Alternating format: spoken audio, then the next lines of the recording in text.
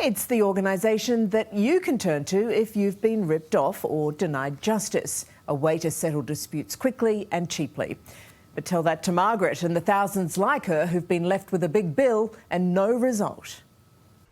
The joy's been taken out of my life because every morning I wake up, it's in my mind. Every night when I go to bed. It's been like that for nearly 13 years. My savings are gone. My home is only worth half its value, this beautiful home. This was supposed to be grandmother Margaret Singleton's forever home. She and late husband Clinton built it a decade ago in the coastal town of Lakes Entrance, 4 hours drive from Melbourne. This property is not just mine. I have adult children and grandchildren. And the value of it's their asset too. But Margaret alleges the building surveyor used unqualified people to approve multiple stages of the build. Her home's cracked. Margaret claims it's now worth half its value and unable to be insured. I mean, that's disgusting that all this has happened and it wasn't of my doing. Instead of getting tied up in the courts, Margaret went to Victoria's Civil and Administrative Tribunal seeking compensation. After all, VCAT promises fair, efficient justice for all. But for me, it's taken all my savings. It cost me $150,000 already. And it's bound to be more, drawn out over another 2 years.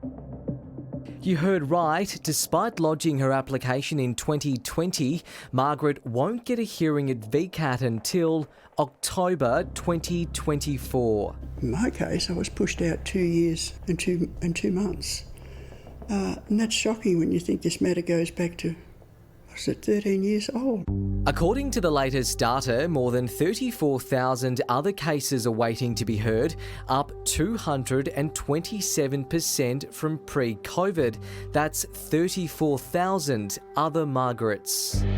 People who have got basic disputes with car dealers, with tradies, with other businesses, are being denied access to justice because it's just simply taking too long. Gerard Brody from the Consumer Action Law Centre says the whole point of VCAT is to encourage people to quickly and cheaply settle disputes without the need for lawyers. Justice delayed is justice denied.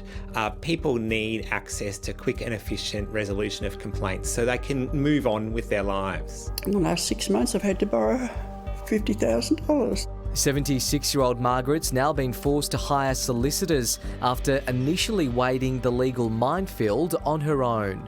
But what's disappointed me more than anything is, all the institutions established to guide and govern us, I was brought up to respect. And when they fail you, that diminishes us all. And that's what's happening at VCAT. Gerard Grant is also waiting.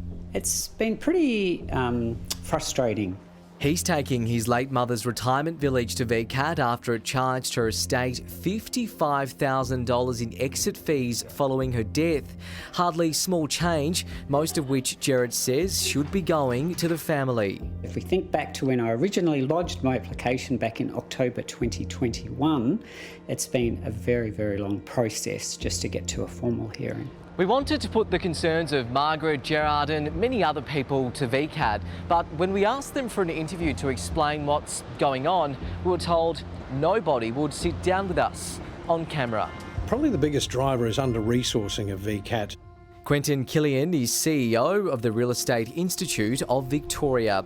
One of the worst backlogs, rental disputes, where it took up to 22 weeks just to hear a case. The annual report that VCAT put out showed that the number of actual hearings for the last 2 to 3 years has decreased, but the time to hear them has increased by threefold.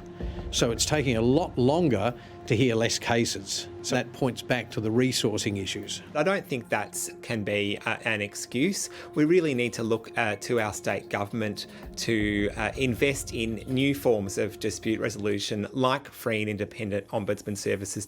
Margaret accuses builders of deliberately stalling VCAT cases to avoid accountability. And as long as you keep paying your lawyer, you can nestle in the VCAT bosom indefinitely. I think VCAT needs some sort of external intervention in the betterment of the community. It's just not fit for purpose.